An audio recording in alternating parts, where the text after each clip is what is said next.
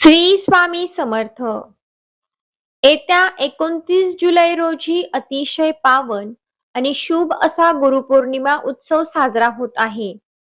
गुरुपौर्णिमा हा केवळ गुरूंप्रती आदर व्यक्त करण्याचा दिवस नसून ज्योतिष शास्त्रानुसार हा दिवस अत्यंत फलदायी आणि प्रचंड समृद्धी देणारा मानला जातो. मित्रांनो, यंदाची गुरुपौर्णिमा खूपच खास आहे. कारण या दिवशी आकाशात गजकेसरी राजयोग आणि अत्यंत दुर्मिळ ग्रहयोग तयार होत आहेत. गुरु हा ज्ञान, ऐश्वर्य, भाग्य आणि धनाचा कारक ग्रह मानला जातो. त्यामुळे या गुरुपौर्णिमेला काही विशिष्ट राशींवर भगवंताची आणि माता लक्ष्मीची असीम कृपा असणार आहे. या राशीच्या लोकांसाठी अचानक धनलाभ, अडकलेले पैसे परत मिळणे, नवीन नोकरी व्यवसायात प्रचंड यश आणि सर्व आर्थिक अडचणी दूर होण्याचे मोठे योग बनत आहेत. आजच्या या विशेष व्हिडिओमध्ये आपण पाहणार आहोत की त्या सुवर्ण राशी कोणत्या आहेत, यामध्ये तुमची रास आहे का, आणि गुरुपौर्णिमेच्या रात्री करायचा असा एक गुप्त उपाय ज्याने घरात सदैव लक्ष्मीचा वास राहील. व्हिडिओमध्ये पुढे जाण्याआधी तुमच्या आयुष्यातील सर्व अडचणी दूर व्हाव्यात आणि गुरूंची कृपा राहावी म्हणून आत्ताच्या आत्ता कमेंट बॉक्समध्ये श्री गुरुदेव दत्त किंवा जय गुरुदेव नक्की लिहा. तुमची एक कमेंट तुमच्या आयुष्यात सकारात्मक ऊर्जा घेऊन येईल. ज्योतिष शास्त्रात गुरुग्रहाला बृहस्पती म्हटले जाते. बृहस्पती हा भाग्य आणि ऐश्वर्याचा दाता आहे. यंदाच्या गुरुपौर्णिमेला दोन अतिशय महत्वाच्या घडामोडी घडत आहेत. पहिली गोष्ट म्हणजे गजकेसरी राजयोग. जेव्हा गुरु आणि चंद्राची शुभ युती किंवा समसप्तक योग होतो तेव्हा आकाशात गजकेसरी राजयोग बनतो. हत्तीसारखी ताकद आणि सिंहासारखा पराक्रम व ऐश्वर्य देणारा हा योग आहे. ज्यांच्या राशीत हा योग प्रभावित होतो त्यांना व्यवसायात 5 ते 10 पटीने नफा किंवा अचानक मोठा धनलाभ होतो. दुसरी गोष्ट म्हणजे 3, 12, 21 आणि 30 या जन्म तारखांचे गणित. जर तुम्हाला तुमची रास माहित नसेल तर काळजी करू नका. ज्या लोकांचा जन्म कोणत्याही महिन्याच्या 3, 12, 21 किंवा 30 या तारखेला झाला आहे त्यांचा मुलांक 3 येतो. 3 या अंकाचा स्वामी स्वतः गुरु आहे. त्यामुळे या लोकांनाही या गुरुपौर्णिमेला प्रचंड आर्थिक फायदा होणार आहे. आता तुमचा गुरु कमजोर आहे का हे कसे ओळखावे? तर जर तुमच्या हातात आलेला पैसा टिकत नसेल, सोन्याचे दागिने गहाण ठेवावे लागत असतील किंवा गहाळ होत असतील, अथवा अभ्यासात व नोकरीत सतत अपयश येत असेल तर समजून जा तुमचा गुरु कमजोर आहे. पण घाबरू नका. व्हिडिओच्या शेवटी मी यावर अचूक तोडगा आणि सोपे उपाय सांगणार आहे. चला तर मग अजिबात वेळ न घालवता जाणून घेऊया 29 जुलै गुरुपौर्णिमेपासून कोणत्या राशींचे नशीब पालटणार आहे. पहिली नशीबवान रास आहे मेष रास. मेष राशीच्या लोकांसाठी ही गुरुपौर्णिमा अत्यंत फलदायी ठरेल. तुमच्या राशीच्या 11व्या आणि 9व्या स्थानाशी संबंधित शुभ योग बनत आहेत. जर तुमचे पैसे कुठेतरी अडकले असतील तर ते या काळात परत मिळतील. नोकरीमध्ये पदोन्नती म्हणजेच प्रमोशन आणि पगारवाढीची पूर्ण शक्यता आहे. व्यापाऱ्यांना अचानक मोठा धनलाभ किंवा नवीन मोठी ऑर्डर मिळू शकते. दुसरी रास आहे वृषभ रास. वृषभ राशीचा स्वामी शुक्र आहे आणि गुरु शुक्राचा शुभ समन्वय तुमच्यासाठी धनाचा वर्षाव करणारा ठरेल.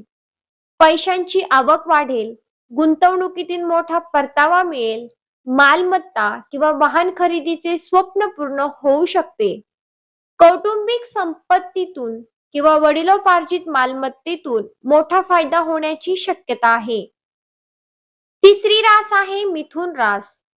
मिथुन राशीच्या जातकांसाठी गुरुचे भ्रमण आणि गुरुपौर्णिमेचा काळ नवीन संधी घेऊन येईल. उत्पन्नाचे नवीन स्रोत तयार होतील. जर तुम्ही शेअर बाजार, रिअल इस्टेट किंवा ट्रेडिंग मध्ये काम करत असाल तर हा काळ अतिशय फायदेशीर ठरेल.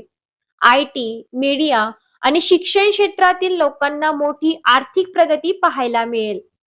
मित्रांनो, पुढे जाण्याआधी तुमची रास कोणती आहे ते कमेंटमध्ये नक्की सांगा आणि आपल्या आई वडिलांच्या आशीर्वादासाठी कमेंटमध्ये आई बाबा किंवा तुमच्या आदरणीय गुरूंचे नाव लिहून त्यांना वंदन करा. चौथी सुवर्ण रास आहे सिंह रास. सिंह राशीच्या लोकांसाठी गुरुपौर्णिमेनंतर खऱ्या अर्थाने सुवर्ण काळ सुरू होत आहे. तुमचे रखडलेले सरकारी काम किंवा कोर्ट कचेरीचे विषय सुटून मोठा आर्थिक दिलासा मिळेल. समाजात मान सन्मान वाढेल. व्यवसायात केलेली जुनी गुंतवणूक आता मोठा नफा देईल आणि कर्जातून मुक्ती मिळण्याचे मार्ग मोकळे होतील. पाचवी रास आहे तूळ रास. तूळ राशीसाठी हा काळ नशिबाची पूर्ण साथ घेऊन येत आहे. आर्थिक स्थिती पूर्वीपेक्षा खूप मजबूत होईल. नवीन व्यवसाय सुरू करण्यासाठी किंवा नवीन प्रोजेक्ट हाती घेण्यासाठी हा काळ सर्वोत्तम आहे. परदेशाशी संबंधित व्यवसाय किंवा नोकरी करणाऱ्या लोकांना मोठा आर्थिक फायदा होईल. सहावी रास आहे धनुरास. धनुराशीचा स्वामी स्वतः गुरु आहे. त्यामुळे गुरुपौर्णिमेचा सर्वाधिक शुभ प्रभाव धनराशीवर पाहायला मिळेल. लॉटरी, अचानक झालेला फायदा किंवा गुप्त धन मिळण्याचे योग आहेत. तुमचे आर्थिक नियोजन यशस्वी होईल. मानसिक शांतता लाभेल आणि पैशांची बचत करण्यास तुम्ही यशस्वी व्हाल, ज्याने तुमचा बँक बॅलन्स वाढेल. मित्रांनो, जर तुमची रास वरील यादीत नसेल तरीही काळजी करण्याचे अजिबात कारण नाही.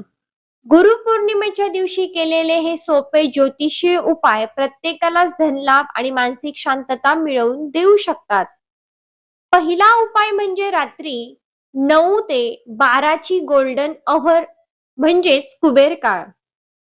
अनेकदा लोक केवळ दिवसा पूजा करतात, पण गुरुपौर्णिमेच्या दिवशी रात्री 9 ते 12 या वेळेत कुबेर काळ मानला जातो. या वेळेत जर तुम्ही घराच्या ईशान्य कोपरेत गायीच्या तुपाचा दिवा लावून कनकधारा स्तोत्र किंवा विष्णू सहस्त्रनाम ऐकले किंवा म्हटले तर तिजोरी कधीही रिकामी राहत नाही. दुसरा उपाय म्हणजे हळदीचा आणि केशरचा उपाय. गुरुपौर्णिमेच्या दिवशी सकाळी अंघोळीच्या पाण्यात थोडी हळद घालून अंघोळ करा. विष्णुदेवांना आणि गुरु भगवंतांना हळदीचा किंवा केशरचा टिळा लावा आणि स्वतःही कपाळावर टिळा लावा. यामुळे कमजोर गुरु मजबूत होतो आणि हातात आलेला पैसा टिकू लागतो. तिसरा उपाय म्हणजे पिवळ्या वस्तूंचे दान. गुरुपौर्णिमेला पिवळे वस्त्र, पिवळी हरभरा डाळ, केळी किंवा पिवळी मिठाई गरिबांना अथवा ब्राह्मणाला दान करा. यामुळे घरात लक्ष्मी स्थिर राहते. चौथा उपाय म्हणजे मंत्र जप व आशीर्वाद.